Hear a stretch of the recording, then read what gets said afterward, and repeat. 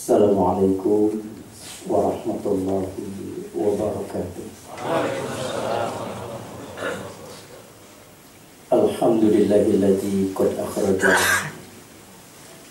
nata'ijal fikri li arbabil hijab wa khata anhu min sama'il aqli kulla hijabi min sahabil jahli hatta badat lahum sumusul ma'rifah ra'aw mukhaddaratiha munkashifah.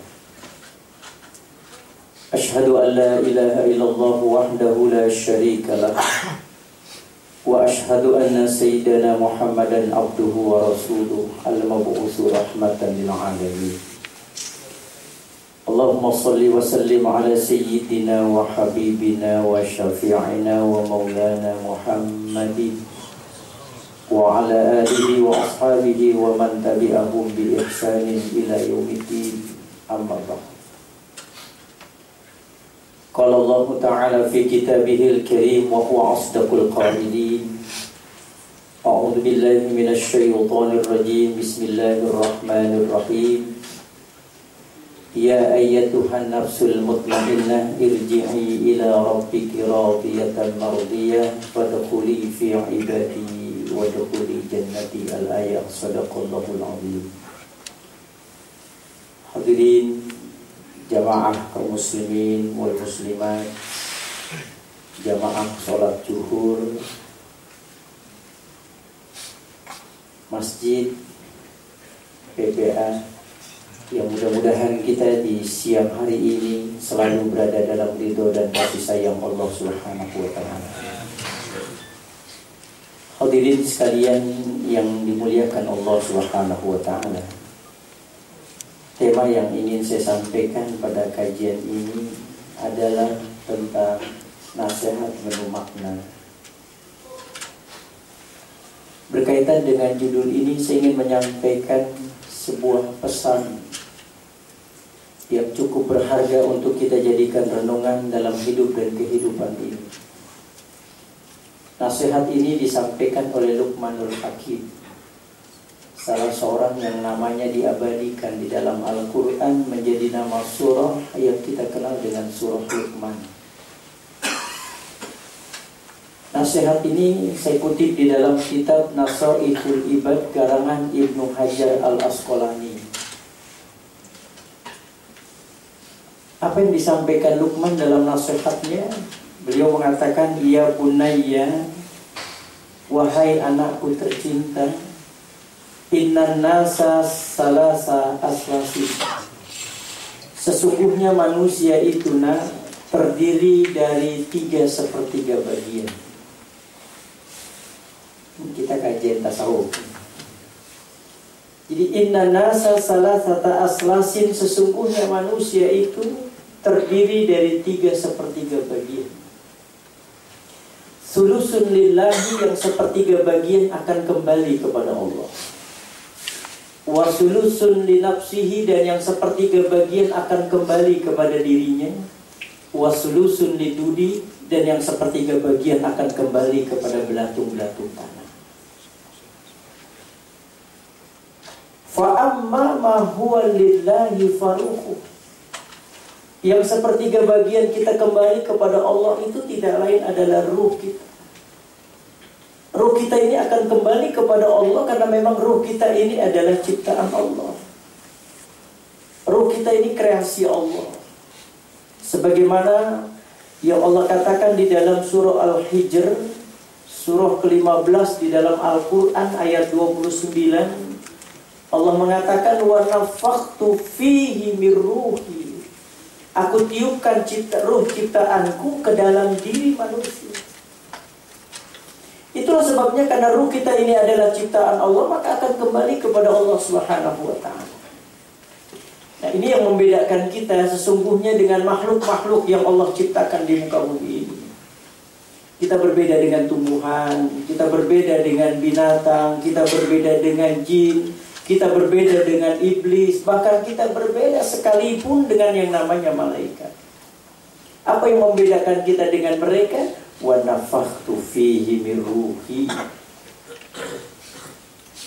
bahwa ruh kita ini adalah bagian dari Allah.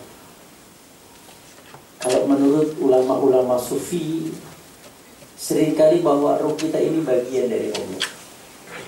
Tapi jangan dipahami secara zahiriyah. Itulah sebabnya dalam konsep Islam ada dikenal dengan istilah fitrah religius. Ada sebuah kerinduan manusia itu kepada Allah karena memang manusia adalah bagian dari Allah. Ada sebuah kerinduan. Ketika kita hadir di tempat ini adalah sebuah refleksi dari sebuah kerinduan kita kepada Allah. Ketika kita ingin menyayangi anak, istri, suami kita, itu juga sebagai refleksi dari sebuah kerinduan kita kepada Allah. Menginginkan sesuatu yang baik-baik adalah sebuah kerinduan kita kepada Allah. Tidak pernah ada orang yang bosan melaksanakan ibadah haji dan umrah. Karena itu adalah sebuah refleksi dari sebuah kerinduan kita kepada Allah. Bahkan dalam kajian-kajian tasawuf, begitu orang-orang soleh merindukan kepada Allah Subhanahu wa ta'ala, sampai mereka mengatakan, kalau seandainya Allah izinkan kami menentukan kematian bagi diri kami, pastilah kami menginginkan kalau bisa kematian itu dipercepat. Kenapa? Karena rindunya mereka kepada Allah. Kalau bisa 1000 tahun lagi kita hidup. Begitu orang-orang soleh, orang-orang yang punya maqam wali-wali Allah, kekasih-kekasih Allah, sampai mereka mengatakan begitu karena rindunya mereka kepada Allah. Jadi kalau seandainya Allah izinkan kami menentukan kematian bagi diri kami, pastilah kami menginginkan kalau bisa kematian itu dipercepat. Karena kerinduan itu. Allah menggambarkan kerinduan manusia itu suatu saat akan terjadi. Allah menggambarkannya di dalam surah Yunus, surah ke-10 di dalam Al-Quran ayat 22. Allah menggambarkannya, lihatlah orang-orang yang berlayar di lautan yang mereka bergembira dengan sepoi-sepoi angin dari berbagai penjuru. Mereka bergembira luar biasa, tapi kemudian tiba-tiba terjadi badai menghantam mereka dari berbagai penjuru. Di saat kegembiraan mereka itu tiba-tiba ada badai menghantam mereka dari berbagai macam penjuru. Dalam kondisi mereka bingung, dalam kondisi mereka panik, dalam kondisi mereka itu terancam, apa yang mereka katakan? Da'awallaha mukhlishina lahuddin. Mereka memanggil-manggil Allah. Itu manusia fitrahnya. Jadi fitrah religius itu muncul di saat kita merasa diri kita terancam. Mohon maaf, kadang-kadang kita lagi suntuk baru kita tahajud. Lagi banyak utang kita baru sholat duha. Di saat begitu kondisi manusia, apa yang mereka lakukan? Di saat kondisi mereka bingung, panik, rasa diri mereka terancam, da'awallaha mukhlishina lahuddin, la in anjaitana min hadhi lanakunanna minasyakirin. Mereka memanggil-manggil Allah, memanggil-manggil Tuhan mereka, lalu mereka mengatakan, la in anjaitana min hadhi lanakunanna minasyakirin. Kalau seandainya Allah selamatkan kami, pastilah kami menjadi orang-orang yang bersyukur di hadapan Allah. Tapi memang dasar manusia udah diselamatkan oleh Allah, kadang-kadang lupa dia kepada Allah. Itu manusia. Jadi suatu saat akan muncul fitrah religius di dalam diri mereka. Jadi kalau orang-orang soleh, mereka sanggup mengatakan begitu. Jadi kalau seandainya mereka itu diizinkan oleh Allah menentukan kematian bagi diri mereka, pasti mereka menginginkan kalau bisa kematian itu dipercepat karena rindunya mereka kepada Allah. Ada sebuah timbul pertanyaan, kenapa mereka rindu kepada Allah? Kenapa mereka ingin cepat-cepat dipanggil oleh Allah Subhanahu wa ta'ala? Jawabannya tidak lain karena mereka yakin di dalam diri mereka bahwa Allah yang nanti mereka berada dalam genggamannya, Allah yang suatu saat nanti mereka berada dalam dekapannya adalah Allah yang digambarkan di dalam Al-Quran, Huwar Rahman, Huwar Rahim, Huwal Ghafur. Jadi mereka begitu yakinnya orang-orang soleh bahwa Allah yang nanti suatu saat mereka berada dalam genggamannya adalah Allah yang digambarkan Al-Quran. Dia yang maha pengasih, maha penyayang, maha pengampun terhadap dosa-dosa hambanya. Itu yang menjadi keyakinan mereka. Kenapa mereka ingin cepat-cepat dipanggil oleh Allah Subhanahu wa ta'ala? Kayak keyakinan itu yang ada di dalam diri mereka. Allah mengatakan dalam hadis qudsi, ana 'inda dhanni 'abdi, aku itu tergantung apa yang diprasangkakan hamba. Maka Maka ada sebuah ilustrasi dari Rasulullah Shallallahu Alaihi Wasallam. Jadi nanti kata Rasulullah, ada seorang hamba pada hari kiamat dihisab oleh Allah. Pada saat si hamba ini dihisab oleh Allah, ternyata amalannya belum menghantarkan dia masuk ke dalam surga karena tertutup oleh dosa-dosa yang pernah dia lakukan di dunia. Jadi ditimbang itu, ternyata dosanya lebih banyak daripada amalannya. Sampai Allah kemudian mengatakan, ya malaikati, wahai malaikat, adkhilihin nar, masukkan dia ke dalam neraka. Makanya kita sering-sering membaca doa Rabbana atina fid dunya hasanah wa fil akhirati hasanah wa qina adzabannar. Kata Nabi, kalau kita membaca doa itu pada saat kita membaca wa qina adzabannar, ucapkan 3 kali. Ucapkan 3 kali, wa qina adzabannar, wa qina adzabannar. 3 kali kita baca. Apa kata Rasulullah? Qalatin nar, maka neraka itu juga berdoa kepada Allah.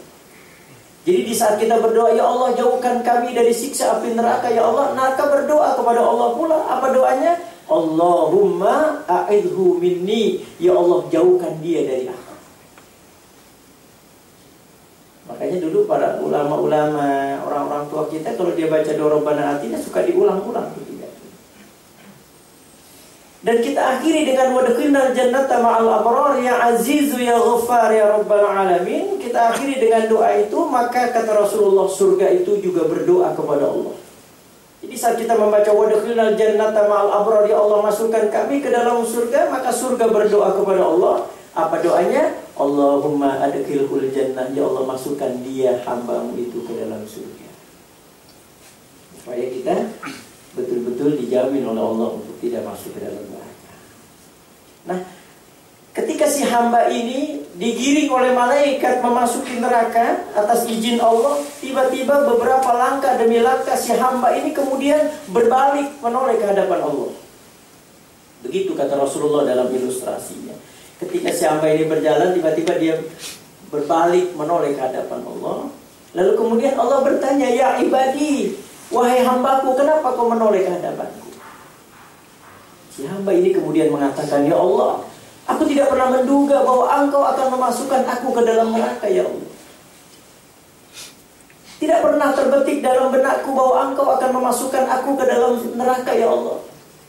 Ketika si hamba mengatakan demikian, Allah kemudian berkata, ya ibadi, wahai hambaku, apa yang ada dalam pikiranmu sehingga kau begitu yakin bahwa aku tidak akan menjebloskan kau ke dalam neraka?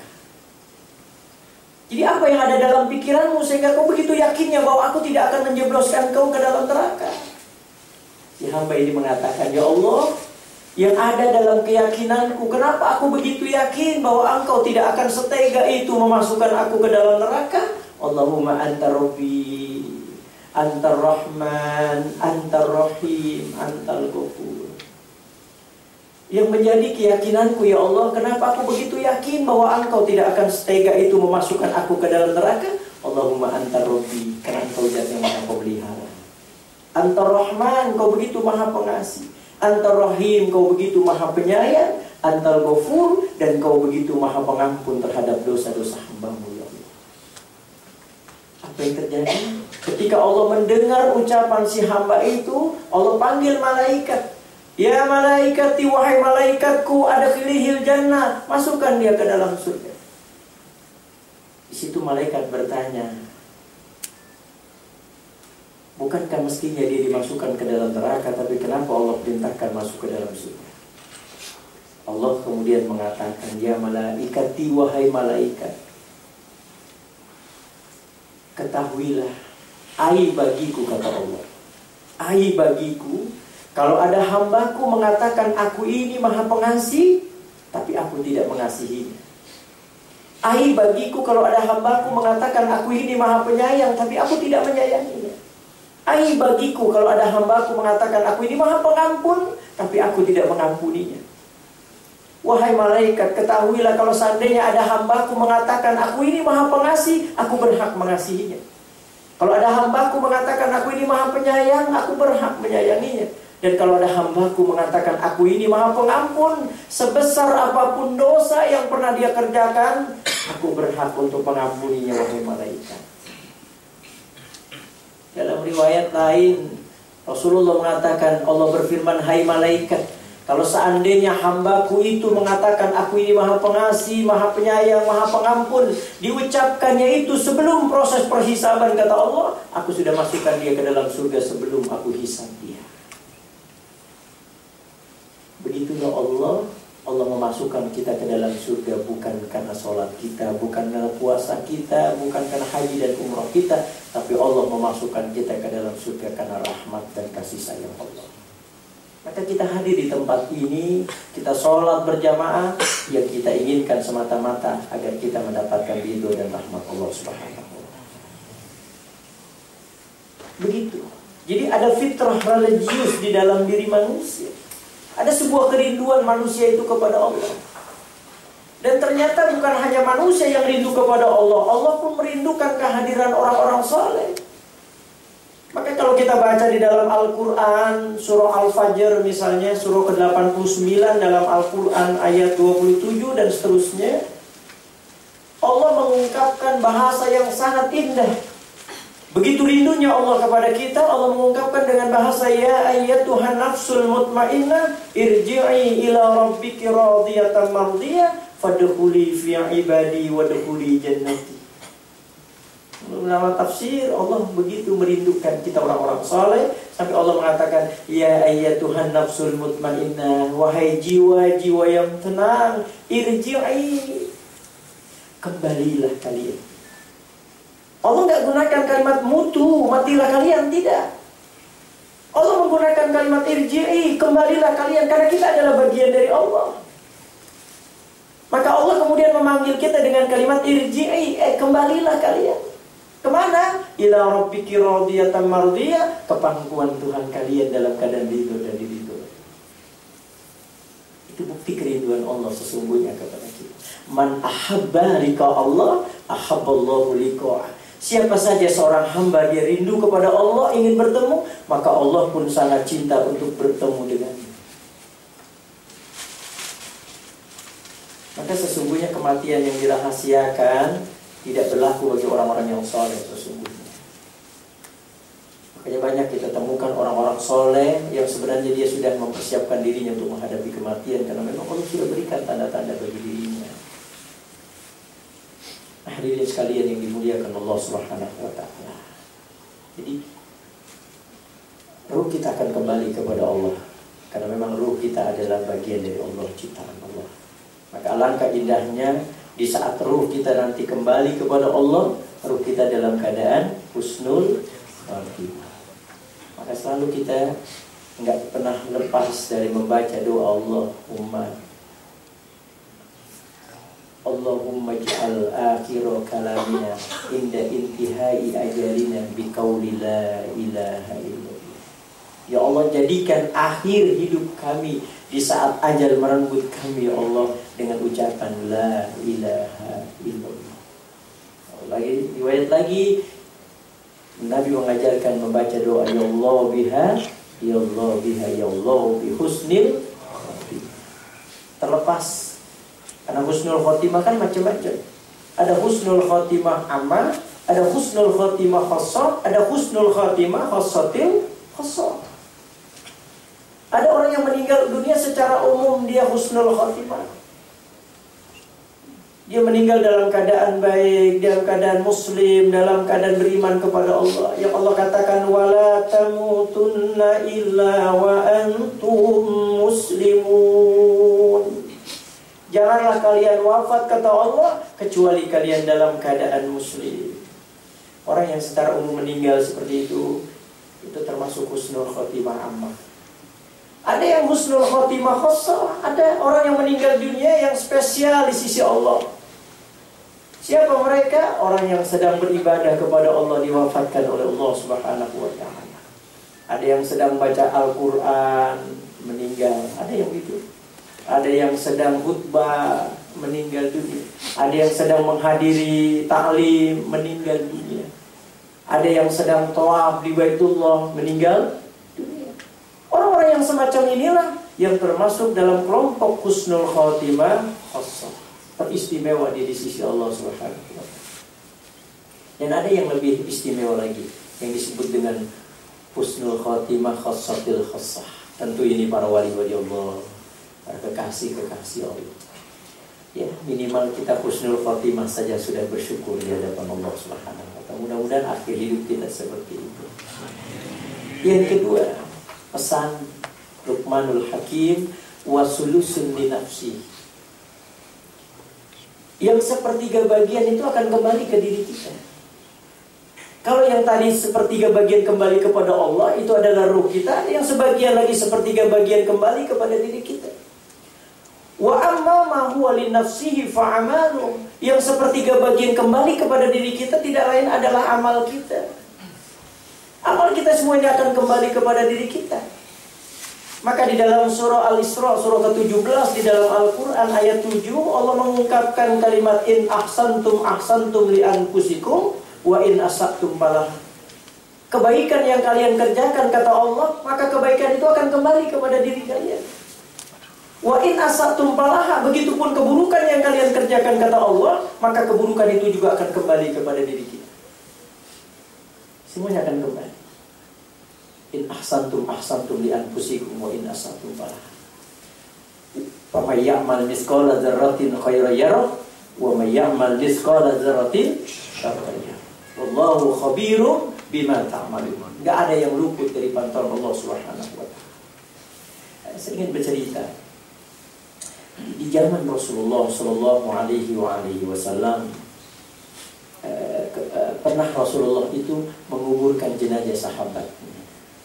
Maka kalau kita punya kesempatan, ada saudara kita yang meninggal dunia, kalau bisa kita masih bisa itu mengikutinya sampai ke pemakaman. Karena Allah memberikan kita nilai 2 qirot. Yang 1 qirot itu sama dengan nilainya Jabal Uhud itu.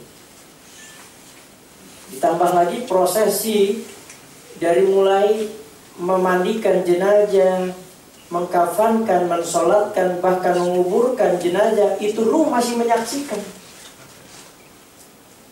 Jadi Nabi itu suatu saat pernah bercerita kepada Siti Aisyah ketika Rasulullah sedang bermanja-manja dengan Siti Aisyah. Itu Rasulullah. Suatu saat pernah Rasulullah tiduran santai di pahanya Siti Aisyah. Begitu manjanya Rasulullah dengan istrinya. Ketika Rasulullah sedang tidur, Aisyah menyila-nyila rambut Rasulullah. Lalu kemudian Aisyah melihat ada uban di kepala Rasulullah. Apa yang terjadi? Aisyah meneteskan air mata. Lalu kemudian air mata itu jatuh ke pipi Rasulullah. Kagetlah Rasulullah. Aisyah, kau menangis? Iya ya Rasulullah, aku melihat ada uban di kepalamu, menunjukkan bahwa engkau pun akan meninggalkan aku. Disitulah Rasulullah menceritakan, Aisyah, di saat ruh nanti menyaksikan jasadnya dimandikan, ruh itu mengatakan, wahai orang yang memandikan jasadku, jangan kau mandikan aku dengan air yang sangat dingin, dan jangan kau mandikan aku dengan air yang sangat panas. Itu ruh masih menyaksikan. Cuma sayangnya nggak ada yang bisa ngelihat. Kalau seandainya ruh masih bisa dilihat oleh manusia, nggak ada lagi orang yang takjil. Begitu. Pada saat ruh pun menyaksikan jasadnya dikafankan, ruh pun mengatakan, jangan kau ikat aku dengan ikatan yang sangat kuat.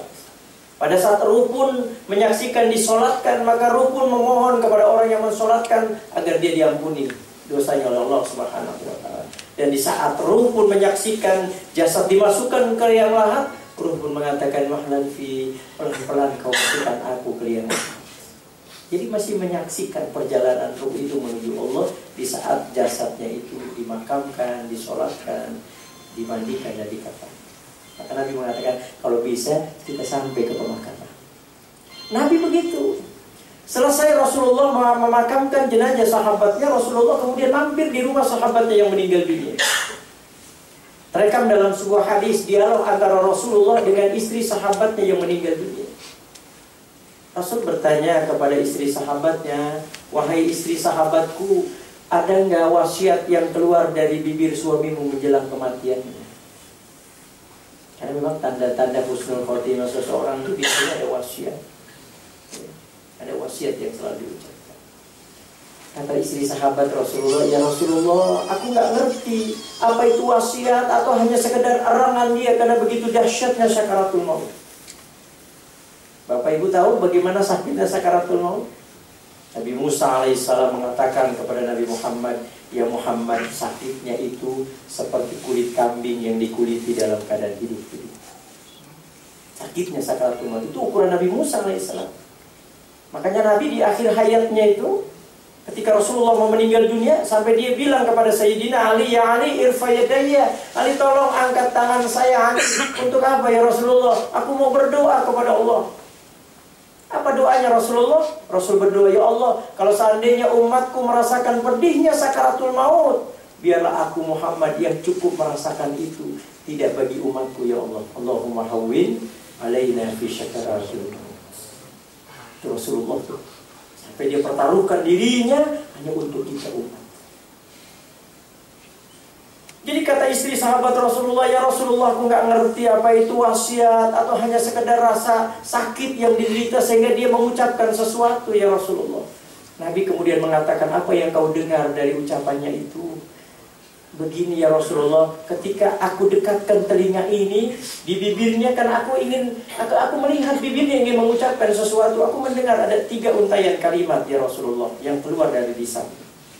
"Apa yang kau dengar itu?" kata Nabi. "Suamiku mengatakan kalau seandainya masih panjang. Yang kedua kalau seandainya yang baru. Dan yang ketiga kalau seandainya semuanya." Itu yang aku dengar ya Rasulullah. Dan aku gak mengerti maksud ucapan itu. Nabi mengatakan, "Benar suamimu itu. Benar suamimu itu." Di saat orang itu menghadapi sakaratul maut, itu Allah akan rekam kembali perjalanan hidup dia, lalu kemudian Allah akan memperlihatkan akan nilai kebaikan yang pernah dilakukan semasa hidupnya. Makanya dalam dunia kedokteran itu pernah diteliti. Tahun 2006 itu dokter meneliti, di saat manusia itu sedang menghadapi sakaratul maut, itu kondisi otak itu sudah tidak lagi disuplai darah, sehingga terjadilah apa yang disebut dengan ledakan gelombang otak. Disitulah manusia akan mengalami halusinasi. Dia akan membayangkan apa-apa yang pernah dia alami. Padahal dalam Islam Allah memperlihatkan kembali akan nilai kebaikan yang pernah dia lakukan. Kenapa suamimu mengatakan kalau seandainya masih panjang? Oh, kata Rasulullah, di dunia dulu suamimu pernah berbuat baik. Ketika suamimu mau berangkat ke masjid, di tengah perjalanan suamimu melihat ada orang buta yang berjalan tertati-tati menuju masjid. Tidak tega hati suamimu itu. Tidak tega hati suamimu itu. Lalu kemudian dipapahnya oleh suamimu itu, orang buta itu menuju masjid. Kata Nabi, "Cuma sayang perjalanannya singkat." Perjalanan yang singkat itu Allah membalas kebaikan suamimu. Dibalasnya amal itu dengan balasan yang berlipat ganda, dan itu diperlihatkan menjelang sakaratul mautnya. Ketika suamimu diperlihatkan oleh Allah akan nilai yang begitu luar biasa, pahalanya akan kebaikan suamimu mengatakan kalau seandainya masih panjang. Perjalanan yang singkat saja Allah apresiasikan dengan nilai yang sangat luar biasa. Bagaimana kalau perjalanan itu panjang? Yang kedua kata Nabi, kenapa suami mengatakan kalau seandainya yang baru? Dulu suamimu pernah berbuat baik kata Nabi. Waktu musim dingin tiba, suamimu berangkat ke pasar membeli mantel. Pulang dari pasar, suamimu kemudian bertemu dengan orang yang menggigil kedinginan. Tidak tega hati suamimu dilepaskan mantel yang ada di tubuhnya, lalu kemudian dipakaikan orang yang menggigil itu, sementara yang baru dibelinya dipakai oleh suamimu. Kata Nabi, kebaikan suamimu dengan memberikan mantel yang bekas dipakainya kepada orang yang menggigil itu pun dibalas oleh Allah dengan balasan yang berlipat ganda dan diperlihatkan menjelang kematiannya. Pantaslah kalau suami mengatakan kalau seandainya yang baru, yang bekas saja diberikan oleh Allah pahala yang berlipat ganda, bagaimana kalau waktu itu diberikan yang baru? Terakhir kata Nabi, kenapa suamimu mengatakan kalau seandainya semuanya? Di saat suamimu sedang menikmati sarapan pagi dengan sepotong roti yang kau siapkan untuk mengganjal perutnya dari rasa lapar, kata Nabi. Ketika mau makan suamimu akan roti itu, tiba-tiba ada musafir yang sudah berhari-hari katanya tidak makan. Dia mengiba di hadapan suamimu tidak tega. dipotongnya roti itu. Yang sebagian dikasih musafir, yang sebagian dimakan oleh suamimu. Kebaikan suamimu, kata Nabi, dengan memberikan sepotong roti itu kepada musafir yang sudah dipotongnya, Allah membalas kebaikan suamimu dengan balasan yang berlipat ganda. Pantaslah kalau suami mengatakan, kalau seandainya semuanya. Yang sepotong saja Allah apresiasikan dengan nilai yang sangat luar biasa. Bagaimana pada saat itu diberikan semuanya roti yang mau dia makan. Itulah makna in ahsantum ahsantum li anfusikum wa in asatum falaha. Kebaikan yang kita kerjakan, kata Allah, maka kebaikan itu akan kembali kepada diri kita. Wa in asatum falaha. Begitupun keburukan yang kita kerjakan, maka keburukan itu akan kembali kepada diri kita. Ayat terakhir pesan Nabi, pesan Luqmanul Hakim, wasulusun lidudi, dan yang sepertiga bagian kembali kepada belatung-belatung tanah. Wa amma ma huwa lidudi fajasadu. Yang sepertiga bagian kita kembali kepada belatung-belatung tanah ini tidak lain adalah jasad kita. Jasad kita ini akan hancur dimakan oleh cacing-cacing tanah karena memang jasad kita berasal dari tanah. Yang kembali kepada Allah adalah ruh kita karena memang ruh kita berasal dari Allah. Makanya para ulama mengatakan kenapa manusia terlalu memprioritaskan jasadnya ketimbang ruhnya. Padahal jasadnya akan hancur ditelan-telan oleh cacing dan belatung tanah, sementara ruhnya akan abadi di hadapan Allah. Coba kita lihat binatang. Ayam saja mati, kita lihat coba bangkainya. Sehari, 2 hari, 3 hari, seminggu, masih ada kah? Lah, tidak. Kemana? Dimakan oleh belatung dan cacing tanah. Begitulah diri kita. Kadang-kadang kita lebih cenderung memprioritaskan jasad kita ketimbang ruh kita. Makanya pantas kalau kata Imam Nawawi katakan, kalau manusia sudah terlalu memprioritaskan jasadnya di dalam hidupnya ketimbang ruhnya, maka akan muncul 3 kekuatan besar yang ada di dalam dirinya. Jadi kalau kita hidup ini terlalu memprioritaskan jasad kita aja, ruh kita nggak pernah dikasih makan. Pagi sarapan, siang makan, sore makan, malam kadang makan, jasad saja kita kasih. Sementara ruh kita kekeringan. Berapa kali kita mengadakan pengajian ini? Seminggu sekali. Itu sudah syukur. Tapi sudahkah seimbang dengan jasad kita? Sayyidina Ali radhiyallahu anhu mengatakan, ruh sama dengan jasad. Jasad akan sakit ketika tidak diberikan makanan. Begitupun ruh. Jasad akan mati ketika sudah tidak lagi disuplai makanan. Begitu juga ruh. Maka ada istilah mautul qalbi, akan mati hatinya karena tidak pernah diberikan makanan. Jadi ada 3 kekuatan besar kalau kita sudah mendominasi diri kita dengan makanan-makanan jasad ketimbang ruh. Apa itu? Kuwatun bahimiyah. Ada kecenderungan kita berperilaku seperti perilaku binatang. Kalau orang sudah berperilaku binatang, lihat binatang, gak pernah malu. Coba lihat, kita saksikan sekarang ini. Orang sudah banyak mengumbar Allah. Orang sudah berperilaku, sudah di luar fitrahnya dia sebagai manusia. Ada yang istilah sekarang ini lagi muncul, LGBT. Saya di Majelis Ulama Indonesia yang membolehkan LGBT. Saya bilang Ustaz Haddad, LGBT itu lelaki ganteng, bini tidur.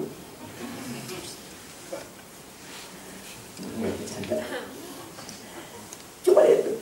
Maka Nabi mengatakan, inna min asrati sa'at, tanda-tanda kiamat Allah akan hancurkan ini di muka bumi ini. Di antaranya apa? Wa yaksuwa zina. Zina sudah melanda di mana-mana. Orang udah gak malu lagi dengan kehidupan dia.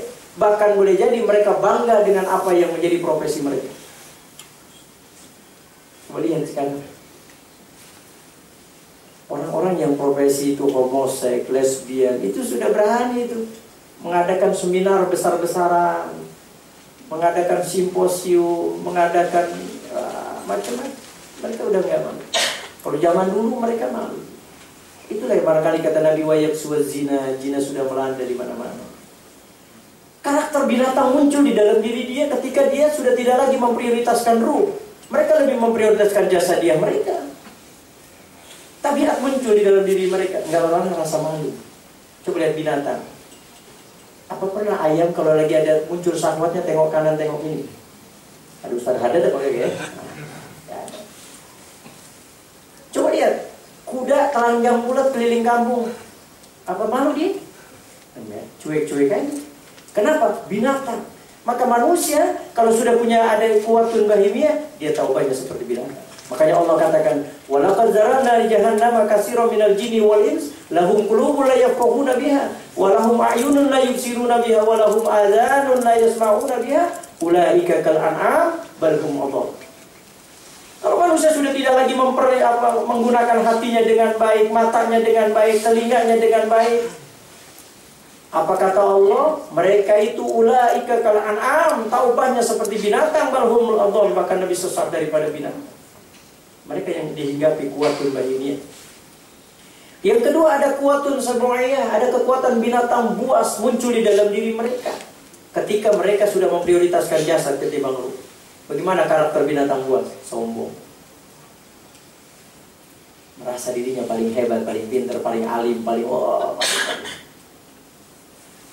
Yang kedua, ingin mengambil hak orang lain, gak peduli orang lain senang atau tidak, yang penting dia terpuaskan. Karakter binatang buas. Dan yang lebih berbahaya, kata Imam Nawawi, suatu saat dia akan dihinggapi penyakit yang disebut dengan kuatun syaitaniyah, berperilaku seperti syaitan. Apa? Menghalalkan berbagai macam cara. Itu berbahaya kalau sudah terlalu memprioritaskan jasad. Jadi kalau kita ada dalam kesombongan di dalam diri kita, berarti kita belum menseimbangkan mana makanan ruh dan makanan jasad.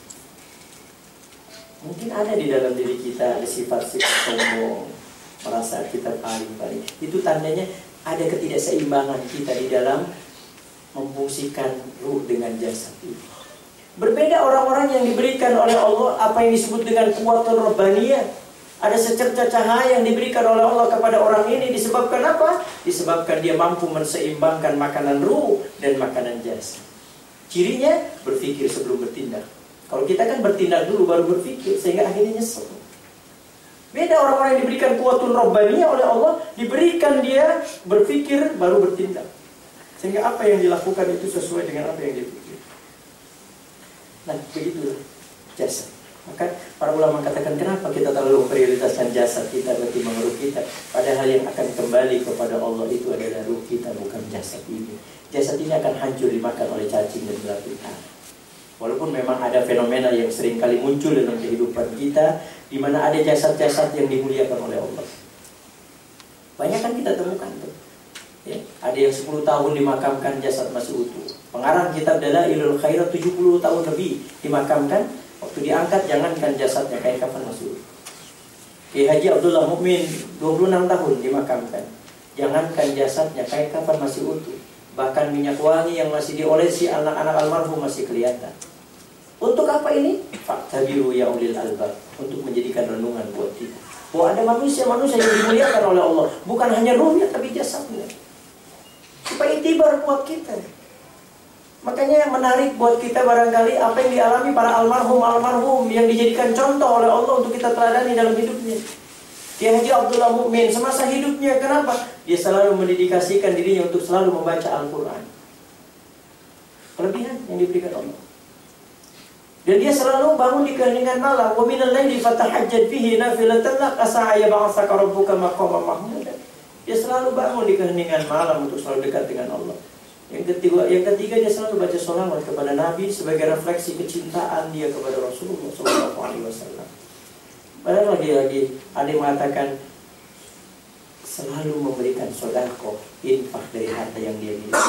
Ini yang menjadi penyebab Allah memuliakan dia punya jasad. Dan mudah-mudahan kita termasuk orang-orang yang diberikan hidayah oleh Allah dan diberikan taufik oleh Allah sehingga kita mampu melaksanakan pesan-pesan yang Allah sudah berikan kepada kita terhadap fenomena-fenomena yang terjadi dalam kehidupan kita sekarang ini.